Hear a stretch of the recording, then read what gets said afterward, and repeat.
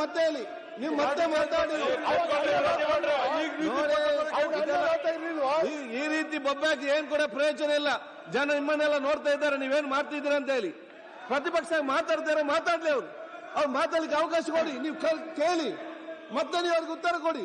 ಸನ್ಮಾನ್ಯ ಅಧ್ಯಕ್ಷರೇ, ಶ್ರೀನಿವಾಸ್ ಕೂತ್ಕೊಳ್ಳಿ, ಬರುದೇ ಅಪರೂಪ, ಬಂದ್ರೆ ನಿಂತೆ ಅಧ್ಯಕ್ಷರೇ, ಗೃಹ ಸಚಿವರು ಹೇಳಿದ್ರು 10,000 ಜನ ಬಂದ್ರೆ ಬಿಟ್ಬಿಡ್ಬೇಕಾ ಅಂತ. ನಮ್ಮ ಕಾಲದಲ್ಲೂ ಕೂಡ 2 ಲಕ್ಷ ಜನ ಬಂದಿದ್ರು. ಇದೇ ಪಂಚಮಶಾಲಿ ಹೋರಾಟ 2 ಲಕ್ಷ ಜನ ಬಂದಿದ್ರು. ಆಗ ಬಹಳಷ್ಟು ಜನ ನಮ್ಮ ಸ್ನೇಹಿತ ಮಿತ್ರರು ಮಾತಾಡ್ತಾರಲ್ಲ, ಇವರೆಲ್ಲರೂ ಕೂಡ ಪ್ರತಿಭಟನೆಯಲ್ಲಿ ಭಾಗವಹಿಸಿದ್ರು. ಪಾರ್ಟಿಯವರು ಬಂದಿದ್ರು, ಮಾತಾಡಿ ಆಗ್ಲಿ, ನಮ್ಮವರು ಬಂದಿದ್ರು. ಆ ಪ್ರತಿಭಟನೆಯಲ್ಲಿ ಕಾಂಗ್ರೆಸ್ಸಿನ ಆ ಭಾಗದ ಶಾಸಕರು, ನಮ್ಮ ಬಿಜೆಪಿ ಎಲ್ಲಾ ಶಾಸಕರು ಬಂದಿದ್ರು. ಸುಮಾರು 2 ಲಕ್ಷ ಜನ ಇದ್ರು. ಬಂದು ನುಗ್ಗಿ ಅಂತ ಹೇಳಿದ್ರ, ನಾವು ಹ್ಯಾಂಡಲ್ ಮಾಡಿದ್ರಿ ಅದನ್ನ. ಕೇಳ್ತೀವಿ ನಾವು. ತಾಯಿ ಮೇಲೆ ನಿಮ್ ಮುಖ್ಯಮಂತ್ರಿಗಳು ಸರ್ಕಾರ ಏನ್ ಮಾತು ಕೊಟ್ಟಿತ್ತು, ತಾಯಿ ಮೇಲೆ ಅವ್ರಿಗೇನ್ ಮೀಸಲಾತಿಯನ್ನ ಕೊಡಬಹುದಾಗಿತ್ತು. ಅದಕ್ಕೆ ಆ ಸಂದರ್ಭದಲ್ಲಿ ಬಸವರಾಜ ಬೊಮ್ಮಾಯಿ ಅವರು ಮುಖ್ಯಮಂತ್ರಿ ಆಗಿದ್ದಾಗ ಏನೋ ನಮ್ಮ ಕೈಲಿ ಏನ್ ಸಾಧ್ಯ ಇದೆಯೋ ನಾವು ಅದನ್ನ ಕೊಟ್ಟಿದ್ದೀರಿ. ನಮ್ಮ ಕೈಲಿ ಏನ್ ಸಾಧ್ಯ ಇದೆಯೋ ಅದನ್ನ ಕೊಟ್ಟಿದ್ದೀರಿ. ಇವತ್ತು ಇನ್ಯ ಕೆಲವರು ಹೇಳ್ತಾ ಇದ್ರು, ನಾನು ಪತ್ರಿಕೆಯಲ್ಲಿ ನೋಡಿದೆ, ಏನ್ರಿ ಆ ಸ್ವಾಮೀಜಿ ಏನು ಅವರು ಬಿಜೆಪಿಯವರ ಅಂತ ಹೇಳಿದ್ದಾರೆ ಸ್ಟೇಟ್ಮೆಂಟ್. ಇವತ್ತು ಬಿಜೆಪಿಯವರ ಅವ್ರ ಸ್ವಾಮೀಜಿ ಬಿಜೆಪಿಯವರ ಅಂತ. ಹಿಂದೆ ನಮ್ಮ ಮೇಲೆ ಪ್ರತಿಭಟನೆ ಮಾಡಿದ್ರಲ್ಲ, ಆಗ ನಾವೇನ ಕಾಂಗ್ರೆಸ್ ಸ್ವಾಮೀಜಿ ಅಂತ ಹೇಳಿದ್ರ? ನಾವೇನ್ ಹೇಳಿಲ್ಲ. ಅಂದ್ರೆ ನಮ್ಮ ಪರವಾಗಿದ್ರೆ ಅವರು ನಮ್ಮ ಪಾರ್ಟಿ ಸ್ವಾಮೀಜಿ, ಇಲ್ಲ ಅಂದ್ರೆ ವಿರುದ್ಧ ಸ್ವಾಮೀಜಿ. ಅದು ಸರಿಯಲ್ಲ. ಅವ್ರದ್ದು ಹೋರಾಟ ಮಾಡ್ತಾ ಇರೋದು ಈ ಕಾಲದಿಂದ ಅಲ್ಲ, ಬಹಳಷ್ಟು ಸರ್ಕಾರದ ವಿರುದ್ಧ ಹೋರಾಟವನ್ನ ಮಾಡಿದ್ದಾರೆ. ನಾನು ಗೃಹ ಸಚಿವರಿಗೆ ಕೇಳಕ್ ಇಷ್ಟಪಡ್ತೀನಿ, ಇದೊಂದು ತಾವು ಹೇಳಿದ್ರಿ ಏನು ಲಾಠಿ ಚಾರ್ಜ್ ಮಾಡದೆ ಏನ್ ಮಾಡ್ಬೇಕಾಯ್ತು ಅಂತ. ನಾನು ಗೃಹ ಸಚಿವರಾಗಿದ್ದೆ, ನಮ್ಮ ಜ್ಞಾನೇಂದ್ರನು ಗೃಹ ಸಚಿವರಾಗಿದ್ರು. ನೋಡಿ, ಬೆಂಕಿ ಅಂಟುತ್ತೈತಲ್ಲ, ನಾವು ಸಣ್ಣ ಕಿಡಿನೇ ಅಂಟಿಸೋದು. ಪೊಲೀಸ್ ಇಲಾಖೆನೂ ಬಹಳ ಸೆನ್ಸಿಟಿವ್ ಆಗಿರ್ಬೇಕು, ಬೇರೆ ಇಲಾಖೆ ತರ ಅಲ್ಲ ಅದು. ನೀವು ಅಂಟಿಸಿದ್ರೆ ಅದು ಮನೆ ಅಂಟ್ಕೊಂತೋ ನಮ್ಗೆ ಗೊತ್ತಾಗಲ್ಲ, ಊರ್ ಅಂಟ್ಕೊಂತೋ ಗೊತ್ತಾಗಲ್ಲ, ರಾಜ್ಯ ಅಂಟ್ಕೊಂತನೋ ಗೊತ್ತಾಗಲ್ಲ. ಜವಾಬ್ದಾರಿ ಇರಬೇಕು ಪೊಲೀಸ್ ಅಧಿಕಾರಿಗಳಿಗೆ. ಆ ಜವಾಬ್ದಾರಿಯನ್ನ ತಪ್ಪಿದ್ದಾರೆ ಇವತ್ತು ಇಡೀ ಉತ್ತರ ಕರ್ನಾಟಕದ ಸುಮಾರು 12 ಜಿಲ್ಲೆಯಲ್ಲಿ ಸ್ಟ್ರೈಕ್ ಆಗ್ತಾ ಇದೆ, ರಸ್ತೆ ತಡೆ ಮಾಡ್ತಾ ಇದ್ದಾರೆ, ಟ್ರಾಫಿಕ್ ಜಾಮ್ ಆಗಿದೆ ಎಲ್ಲ ಕಡೆ, ಯಾರು ಬರಕ್ಕೆ ಆಗ್ತಾ ಇಲ್ಲ. ಈ ಸಣ್ಣ ಘಟನೆಯಿಂದ ಸಮಾಧಾನ ಮಾಡ್ಬೋದಾಯ್ತು. ಸ್ವಾಮೀಜಿಯವರು ಹೇಳಿದ್ದಾರೆ, ಏನ್ ಹೇಳಿದ್ದಾರೆ ಇಲ್ಲಿ, ಅದನ್ನು ಕೂಡ ಚರ್ಚೆ ಆಯ್ತು. ಸ್ವಾಮೀಜಿಯವರು ಏನ್ ಹೇಳಿದ್ದಾರೆ, ನಮ್ಮನ್ನ ಕರೆದೇ ಇಲ್ಲ, ಸಿಎಂ ಮಾತುಕತೆ ಕರೆದಿಲ್ಲ ಅಂತ ಸ್ವತಃ ಸ್ವಾಮೀಜಿಯವರೇ ಹೇಳಿದ್ದಾರೆ. ಹೇಳಿ, ಆಮೇಲೆ ಪರವಾಗಿಲ್ಲ. ನಮ್ಮ CC ಪಾಟೀಲ್ ಹೇಳಿದ್ದಾರೆ, ಅವರು ಅಲ್ಲೇ ಇದ್ರು, ಕರೆದಿಲ್ಲ ಅಂತ. ನಾನು ಹೇಳೋದು, ಇದು ಬಹಳ ವಿಚಾರ, ಇದು ಮೀಸಲಾತಿ ವಿಚಾರ ಇದೆಯಲ್ಲ, ಬಹಳ ಸೆನ್ಸಿಟಿವ್. ಮುಖ್ಯಮಂತ್ರಿಗಳು ಅಲ್ಲಿ ಹೋಗಿ 1-2 ನಿಮಿಷ ಮಾತಾಡಿದ್ರೆ ಮುಗ್ದೇ ಹೋಗ್ಬಿಡೋದು. ಇದು ಹಿಂದೆ ಹಾಗೆ ಒಂದ್ಸರಿ ಮಾಡಿದ್ರು, ಬೆಂಗಳೂರಿಂದ ಮೈಸೂರಿಗೆ ಹೋಗ್ತಾ ಇದ್ರು, ಒಬ್ಬ ರೈತ ಆತ್ಮಹತ್ಯೆ ಆಗೋಯ್ತು ಮಂಡ್ಯದಲ್ಲಿ. ಅದೇ ದಾರಿಯಲ್ಲಿ ಹೋಗ್ತಾ ಇದ್ರು, ಯಾರೋ ಹೇಳಿದ್ರು ಸರ್ ಇಲ್ಲೇ ಮನೆ ಅಂತ, ಭೇಟಿ ಮಾಡದಿರೋದು ದೊಡ್ಡ ಇಶ್ಯೂ ಆಗೋಯ್ತು. ಅದು ಇವತ್ತು ಅದೇ ತರ ಇಶ್ಯೂ ಆಗಿದೆ. ಸಣ್ಣ ಒಂದು ಇದು ಘಟನೆ. ಇವತ್ತು ಪ್ರತಿಭಟನೆ ಯಾವ ಮುಖ್ಯಮಂತ್ರಿ ಬಂದಿದ್ರು ಕೂಡ, ಯಾವ ಮುಖ್ಯಮಂತ್ರಿಗಳು ಹೋಗಿ ಅದನ್ನ ಅಲ್ಲಿ ಸ್ವೀಕಾರ ಮಾಡೋರು ಇದನ್ನ ಅಂತ ಹೇಳಿ ದಯಮಾಡಿ ಹೇಳ್ಬೇಕು.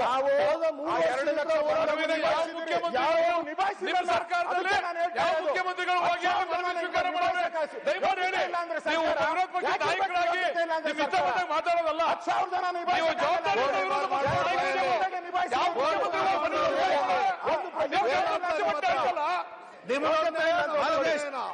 ಅಧ್ಯಕ್ಷರೇ ನೋಡಿ, ಅವರು ಇವತ್ತು ದಯೆ ಇಲ್ಲ ಅಂತ ಹೇಳಿದನಲ್ಲ, ಅವ್ರು ಹೊಡೆದಿರೋ ಫೋಟೋಗಳು ನೋಡಿ, ರಕ್ತ ಬರ್ತಾ ಇದೆ ಫೋಟೋ.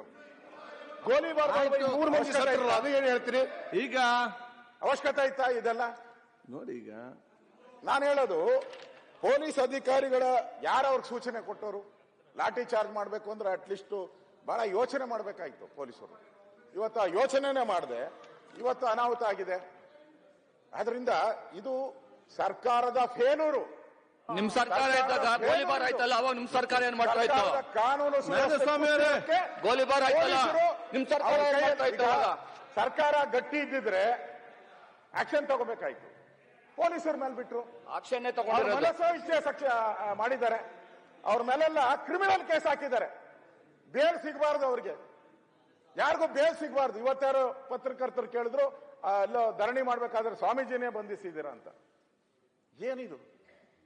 ಈ ಸರ್ಕಾರದಲ್ಲಿ ಏನು ಮಂತ್ರಿಗಳು ಮಾತು ಕೇಳ್ತಾರೋ ಅಧಿಕಾರಿಗಳು, ಇಲ್ಲ ಅಧಿಕಾರಿಗಳು ಮಂತ್ರಿ ನಡೆಸ್ತಾರೋ, ಏನು ಅರ್ಥನೇ ಆಗ್ತಾ ಇಲ್ಲ ನಮ್ಗೆ.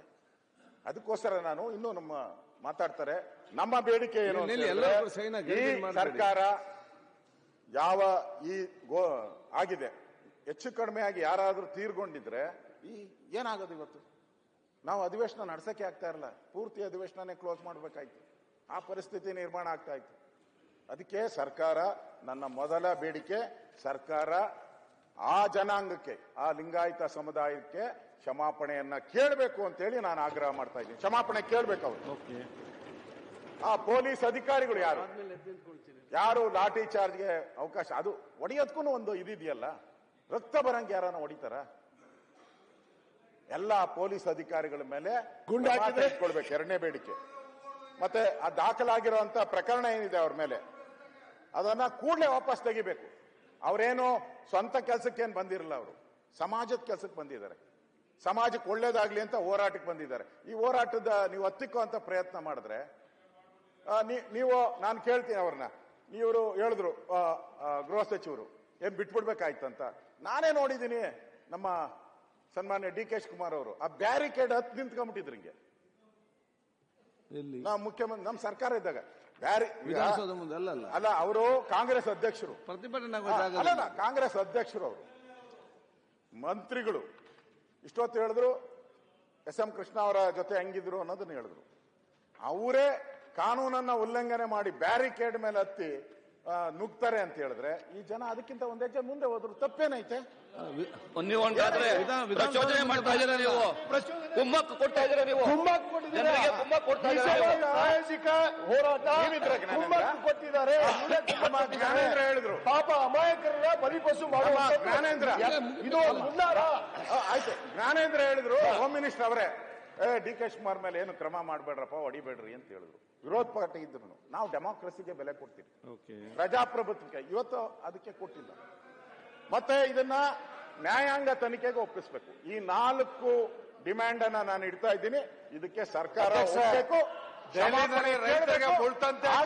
ಸಮುದಾಯ ಇಲ್ಲ ಮಾತಾಡ್ತಾರೆ, ಇಡೀ ರಾಜ್ಯಾದ್ಯಂತ ಮಾಡ್ತೀರಿ, ಅದಕ್ಕೋಸ್ಕರ ಈ ಹೋರಾಟ ನಿಲ್ಲಬೇಕು ಅಂದ್ರೆ ಈಗ ಅವ್ರು ಹೇಳಿದ್ದಾರೆ ನಾವು ಹೋರಾಟವನ್ನ ಮುಂದುವರಿಸ್ತೀರಿ. ನಾನು ಹೇಳೋದು ಸರ್ಕಾರ ಕೂಡಲೇ ಕ್ಷಮಾಪಣೆಯನ್ನ ಕೇಳಬೇಕು ಅನ್ನೋ ಆಗ್ರಹವನ್ನ ನಾನು ಮಾಡ್ತಾ ಇದ್ದೀನಿ. ವಿಜಯಾನಂದ ಕಾಶ್ಯಪ್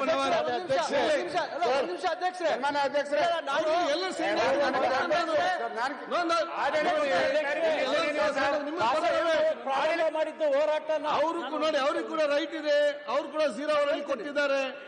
ನಿಮಗೆ ಅವ್ರಿಗೆ ಕೊಡ್ತೇನೆ. ಈಗ ಮಾತಾಡಿ ವಿಜಯಾನಂದ ಕಾಶ್ಯಪ್.